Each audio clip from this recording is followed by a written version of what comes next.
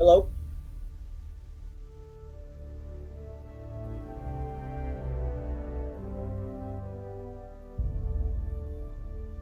On the website, um, we have the Crusader, which is most likely going to be your traditional paladin, um, and we have the Warrior, very similar to World of Warcraft's uh, Warrior with I think it was the Retribution. Is that right? Dual wielding, possibly. And then we have the Dire Lord, um, which could be very similar to EverQuest's Shadow Knight. And so we're gonna start first with the Crusader, and where we think that the Crusader abilities very well may touch on some of what most people have used with World of Warcraft's Paladin, where they might have some self healing, um, using a mace or bludgeon type weapon with a shield, and you know I think the big thing about the paladins is that in a lot of games they're more of the off tank scenario, and we we had seen on the forums of Pantheon where Visionary Realms has talked about the best of the best, and we're going to try to dissect what our interpretation of the best is. And Rob, why don't you take it away? Sure, sure. As you said, we already did theory crafting where we kind of talked about the how do you balance the three healers. So we've been kind of throwing it back and forth, talking about how do you balance the three tanks? First, I'll get out of the way that fact that I don't have an issue if the warrior ends up being the right tank. If he's the king of the hit points, king of the armor class, that's fine with me. I don't mind having the other two be off tanks. But in a grouping situation, you would hope all of them would be able to do it. So we're kind of basing that off of grouping, not rating. Rating kind of becomes its own thing. And again, if Yeah, everybody has a specific role in rating, I'm fine with that. Um, but when it comes down to grouping, yeah, you have your warrior who's probably going to be the king of the hit points, the guy that's just going to draw aggro and basically give you beat shield. He's going big to stand in cheese. the way. But you could draw ideas that maybe the Dire Lord is going to be something of a combination of Dread Knight from Vanguard or Shadow Knight from EverQuest, where he's the king of hate. He's the one that's going to draw hate quickly, maintain hate better than all the other ones. So maybe that allows the DPS to jump in quicker and get off more a Anti little bit paladin. faster. Just attack, all out attack. By burning down the mobs, then the healer doesn't have to work as hard. And then, as you were saying about the Crusader, it's probably going to be your holy warrior. Your paladin, the one that's going to be able to self heal. Maybe he has some self only combat buffs. Maybe you have some auras that throw off and buff the group. But yeah, it might Similar have to some party warrior. contribution. Yeah, yeah. You gotta figure maybe with these games talking about grouping that maybe everybody needs to bring something to the group. Like Right, that could be the X factor for the right. Paladin or Crusader class and the Dire Lord class. It could be their X factor that allows them to keep tanking. The Paladin could have, if you look at Vanguard, they had a rescue ability, and we know Pantheon's going to utilize the offensive and Yeah, defensive part of the system. yeah. WoW had I think it was lay on hands. Was that what it was? That was an EverQuest. EverQuest had Lay Okay. on Hands, which was like a once per hour, maybe longer. I can't remember. It might have been once Yeah. per day, something crazy. But it was a huge heal that had required no mana. Yeah, you have those little abilities. Again, you could draw from, like as you mentioned, World of Warcraft, and you throw out having an aura that increases everybody's, um, you know, stats. They used to have that ability. I can't, Blessing of Kings, I think it was. You have something like that, be a constant aura. Perhaps the Dire Lord could have the Dread Knight ability from Vanguard, where as it fought mobs, um, basically the enemy got basically more afraid, Right. so it took more damage. It put out less damage, so that would be kind of cool to see. Rob, as the as we're talking about this, and the more I'm looking at it, it sounds like Visionary Realms could be taking a piece for the best of each class from a piece of each of their games. And I'm wondering if that's. I mean, can that be what they're doing? Do you think that they're? Why wouldn't they? Right? What do you Yeah, think? exactly. It would be smart of them, to look at EverQuest and Vanguard, especially this probably their player base is going to be a lot of EverQuest and Vanguard players. But I would also say don't limit it at that. Right. Look to Yeah. other games that are out, Rift, the Old Republic. Who knows? You could find abilities, World of Warcraft, from different games that seem cool. Right. And why not put them in? Uh, you know, having the Dire Lord, much like maybe the unholy Death Knight from World of Warcraft or the original Shadow Knight in EverQuest, having them have a little ghoul or skeleton pet that, it doesn't really help terribly much, but having that little walking DOT was pretty cool, just to make you Yep. stand out a little bit. Um, drawing from things like that, or, you think of perhaps the Sith Inquisitor tank, where they had a Dark Ward and various different abilities. I know you're familiar with that, so maybe you could talk a little bit about maybe some of those sort of, Sith like hate sort of abilities that could probably translate to a dialogue, maybe. Yeah, that was I really liked that class. Starting out. I mean, we were in the beta for Star Wars, the Old Republic, and I fell in love with that class. I mean, the dual wielding saber. And that was just totally badass for me. And it almost seemed like as soon as the game launches, I don't know who, don't know what, don't care, but it whatever the data mining, the min maxing of the nerds, if you will, they pretty much said, nope, we don't want you. We want a warrior tank. You know what I mean? And just totally ruined my experience because that was my favorite class. And I hope that is something that all developers, not just Visionary Realms, but all developers will take that into account when making a game, because I think that especially when you have developers that say, hey, we want the best, whatever class you choose, it's going to be the best of the best, where it's tank or healer, DPS or crowd control. It should not matter which class you pick, you choose. That's the time, that's the effort that I want to invest in your game. You know what I mean? And when that's taken away from me, I lose just about all interest, because then I'm fighting. It's almost like I'm standing up for my rights within the game. And I just, like I said, I just hope that developers take a look at that and say, okay, how can we best make each class important? How do we make each class wanted in a group setting? Things of that nature.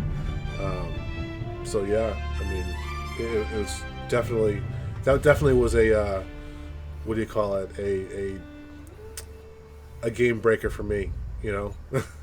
Yeah, yeah, and you figure, hopefully, maybe that could be the difference, as I mentioned before, like the X Factor, maybe the Crusader and the Dire Lord bring more group benefits than the Right. Warrior does. I'm not saying the Warrior shouldn't have any, but maybe the Warrior is limited, as far as, you think about a Warrior being tactical, but a Warrior knows weapons. Warrior doesn't know spells. Right. So the Crusader and the Dire Lord seem like they're gonna know spells. So Yeah, don't maybe give the warrior cheesy spells like, oh, it's just a game, so let's just give him one spell. yeah. Well, I was just kind of thinking along the lines of maybe the warrior, if he's going to bring a buff to the party, it will buff the melee classes. Right, maybe like a Um, shout or something. yeah, like a shout, that increases, damage output for melee weapons. Right. But maybe the Dire Lord or the Crusader having a group aura or ability that increases everybody's damage. Right. Maybe the warrior increases melee damage by 10%, but the paladin and the dire lord increase all damage for 4%. I don't, you'd have to balance the numbers out, but you know, Yeah. then if you're in a group of all spellcasters, you'd say, well, you know what, the crusader gives us mana regeneration and increases spell damage. Let's bring him. What do we want a warrior for? So you try to think of having abilities like that.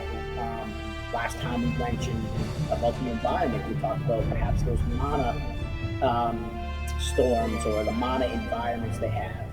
Maybe they provide different bonuses to the different classes um, that tank. Maybe the warrior only gets the benefit of increasing his hit points or armor class, Yeah. whereas the paladin gets increased to his self heal so he can keep himself alive better. But by having these environments, you can then have some unique situations where maybe bringing the paladin over here is better because this environment deals with undead, and the crusader's gonna have a better ability to damage undead, Right. or even say the dire lord. Maybe the dire lord has the ability to control undead. So you bring him because he can at least charm some of these. And who knows? Maybe that'd Which be a little too overpowered having a it charm. brings But you maybe, to a point we had talked about offline. Touching back on the clerics really quick, you know, with the spells, either healing versus doing harm to a an undead NPC. And I know you just had mentioned that to an undead NPC. I mean, do you feel that certain classes should do less or more damage to an undead or whatever style archetype of an NPC? yeah, I can see that. Traditionally it's usually blunt weapons did more damage to skeleton. You kind of think about it. You're taking a hammer, smashing a skeleton rather than Right. a sword. You might be able to slash at him, but if you're, think about a rogue trying to poke a dagger in the back of a skeleton. It's not going to Yeah. do much damage. Yeah, But I mean that'd just be one more element to bring into the game. I mean, they had already talked about having different armor sets depending upon the what climate in the game or whatever zone that you're in. yeah, I can remember. I don't remember what expansion it was, but I think there was one with EverQuest where there were certain mobs that were completely resistant to complete types of damage. So if you were using slashing weapons, it was going to do no damage to it. Wow. So, you'd have to bring different weapons to fight different things, and yeah, having perhaps different weapon requirements, or it could be interesting to see how it works out. So, what about advancing some of these classes? I mean, do you feel like once you reach say level 30, does your class advance and you go from warrior to I don't know something like a champion or a warlord? Um, Something. I know EverQuest did that somewhat as Yeah. far as it was like titles. At 1 through 50, you're a warrior. Yeah. 51 through 54, you're a champion.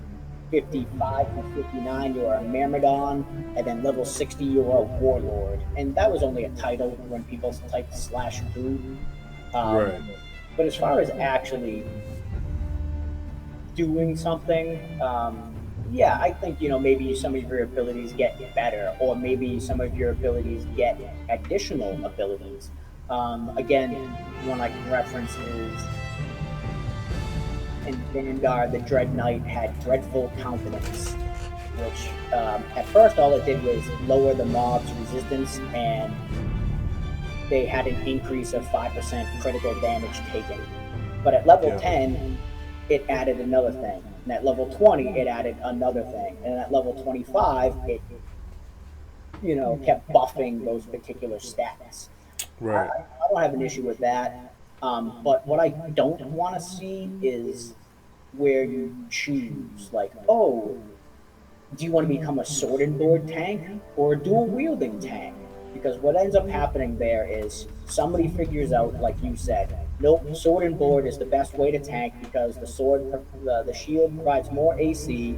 So if you're a dual wield tank, you're not as good. We're not going to take you. And Right. sometimes I find that in games, if you give people more and more and more choices as far as the way to customize their classes, people end up min maxing them and saying, well, yeah, you have 10 choices, but only one of them is right. Whereas Right. when you looked at EverQuest, you just leveled. You got your abilities, and that was it. A wizard was a wizard was a wizard. And I have no problem with that. Then they implemented the ultimate advancement, which maybe that could be a better way to do it. And all that did was decrease your cast time a little bit or increase your Right. speed. And that's what they But did in EverQuest too. yeah, yeah, but everybody could do it. Yeah. So it's not like you started getting pigeonholed.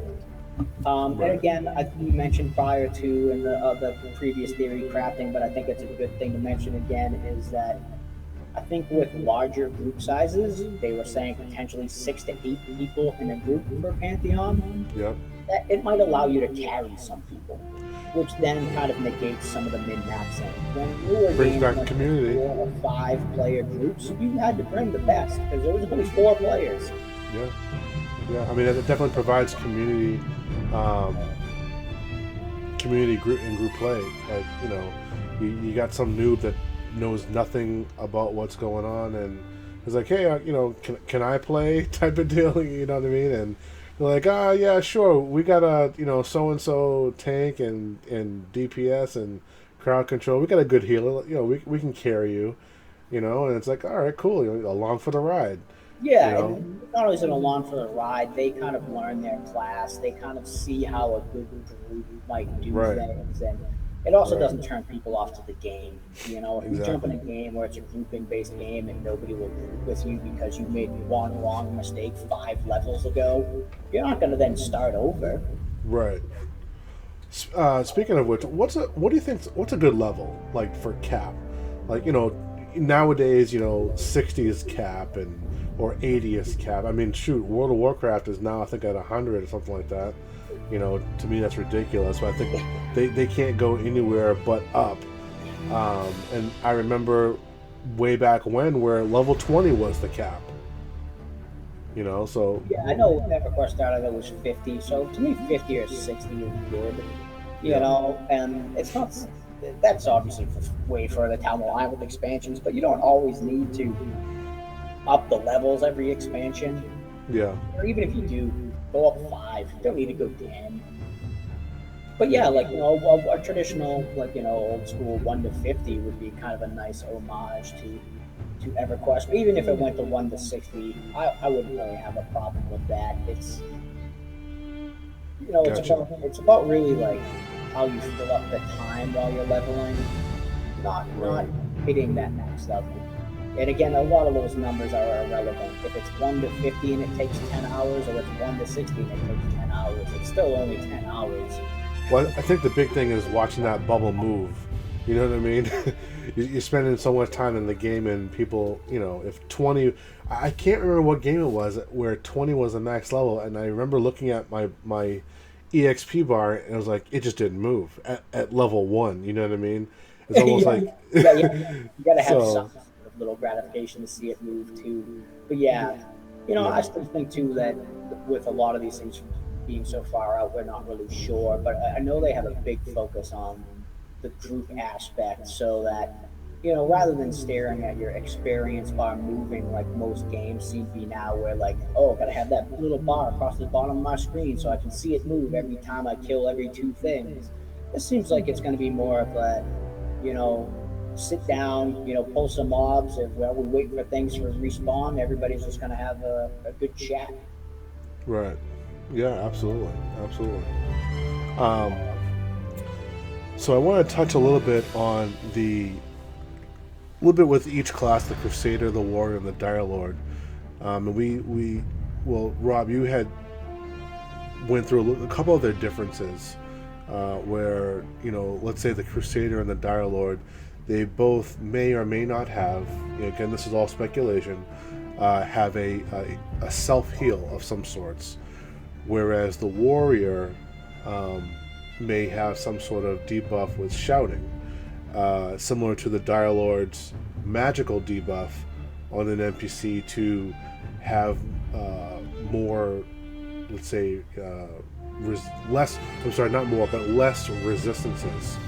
And so, we're talking about balance. So, just in talks, it sounds like, even traditionally, it sounds like that, it can be done. I guess for me personally, I'm looking at it as, okay, if I want to be a tank,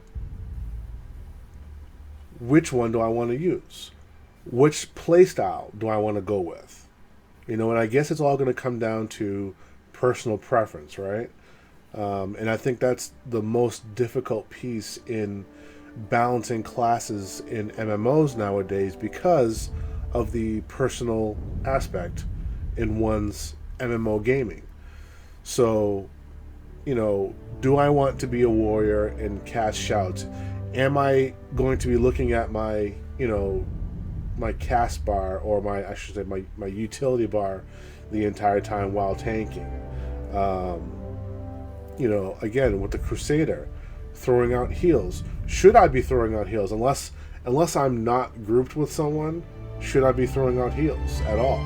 Will all of my abilities have some sort of heal, to go with it, or will they not? So again, it might come down to personal play style, but the balancing still, I believe, is difficult. In each one, between the Crusader, Warrior, and Dire Lord. Oh, well, one thing to factor in too is I'm not a big role player, but there are people that want to pick their class based off of role playing. Right. Your Crusader as your holy warrior, and people want to get into that, being the hand of righteousness. I'm the good guy destroying evil because that's the right thing to do. Right. But then you have people that are just like want to see the whole world burn, so they pick the Dire Lord. Like, I'm the pinnacle of evil, so I'm going to destroy everything. So yeah, you got people that pick that, and they don't want to feel that, well, that's what I want to play, but since it's not that good, I can't. So yeah, you have people that make those decisions, and based off of that, and you hope that their play style allows for that. One thing that I was just kind of popped in my head was thinking about was that maybe, if in order to tank as well as a warrior, maybe the Crusader and the Dire Lord might have to give up a little bit of their DPS, and rather than using two-handed weapons, you might have to say, okay, well, this mob's really tough. I'm gonna have to use, a base and a shield, or a one-handed weapon and a shield. So maybe that shield bumps up your armor class just a little bit more. Right. And whereas the warrior can just go straight two-handed and doesn't really have to worry about it. Right. You can always have those little tweaks that allow you as a person to also, affect the game. Whereas, like, they don't have, the developer may not be able to do everything. Maybe some of it relies on you, your skills, your ability to actually know what to pull, when to pull, how to pull it. Maybe that gives the Dire Lord an advantage. Maybe he can feign death like the Shadow Knight could. So if he pulls too many mobs, I'm just going to feign death and they can walk back. No big deal. The warrior pulls too many mobs, then hopefully you have crowd control. Otherwise, you're dead. Right. You know, Exactly. maybe there are those little things that can make the difference. You know, for me, if I was going to be a tank, because I played the Shadow Knight, I would look towards the Dire Lord and go, man, hopefully it's like a Shadow Knight because I can pull, I can tank, I can, you know, keep myself alive. If I'm looking duo where you want to play a healer, maybe the Crusader or the Dire Lord would be a choice because they can, you know, self heal a little better. So Right. that way, you know, you got to think about that. Maybe your play style isn't, you know, a 6 man group every night. Maybe it's, oh, we get 2 or 3 people together, and what class would work best for that. Right. And something else to add on to that too. I mean, we're talking about going back old school, right? So, and I know that you and I have talked about this going, back to waiting, right? The tank has signifies to the group, hey, I'm pulling X NPC. The DPS cannot follow up and be like, just start their rampage on the mob. The healer can't start healing right away. We got to let the tank grab aggro, right? So a piece to that is, as far as tanking and grabbing aggro, I mean, developers, they got a lot of work on their hands to balance it all out. Especially if they're what they could be doing is, going back to EQ of group play.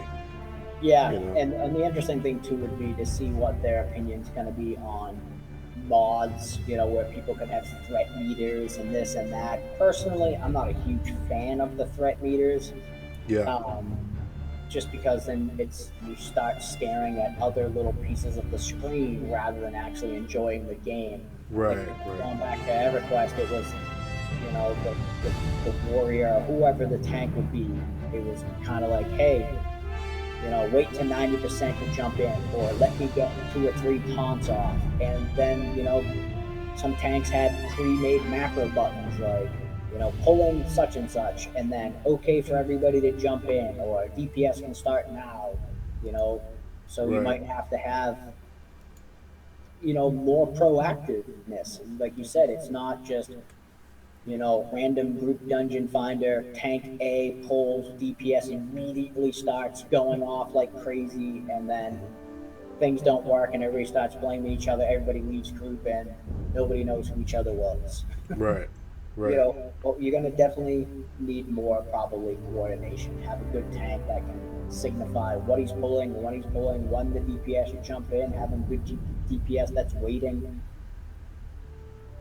It's just going Yeah, to be I interesting. agree. So I don't want to go into it yet. Well, I'll leave it for another segment. But you just mentioned something I thought of as far as looting, um, and how that's going to play out. I think it's going to be very interesting. I've got a couple of nice ideas, some theories possibly, but we'll touch on that in another segment. Um, we have the Pantheon Rise of the Fallen uh, pre-alpha gameplay video of the developers, and I've watched this a number of times, and just to kind of see some of the playstyle within the group and how it's going to be. And I'm telling you right now, it's going along just like what we're talking about. The group is communicating with each other. There's tanking involved. DPS is there, but they're not, right in the face until after the tank has, grabbed aggro. The healer's not healing until, there's some health loss, which is after the tank has grabbed some aggro. So, um, this is exciting. This is exciting stuff. I mean, the more I watch the video, the more it pertains to old style EverQuest, and I'm really excited for viewers, players, um, to get back into that style. I mean, there was no rushing in EverQuest. It was take your time, talk to your group. There's no more of that. Hey, automatic grouping, and just /follow. There's going to be no more of that, and that's exciting to me because it allows everyone to know their class, know how to play it and play it well. Stop looking at your keyboard and button smashing. You need to look and see what's going on around you. React versus just acting. There's no Leroy Jenkins in the crowd. You know what I mean? And I'm really excited for this game. This game is just pumps me up, man. Seriously. So I think we're going to end it today. Again, I'm Twism Family. This is Rob. And today we're going to talk about the tanking classes. Stay tuned for next time when we talk about the DPS classes. We'll go on into the Rogue, the Ranger, and a few of the other classes. We've got 12 classes to get through. So I'm hoping the more information that we receive, the more we can get out to you. Please like or subscribe below, and good night. We will see you again. Adios.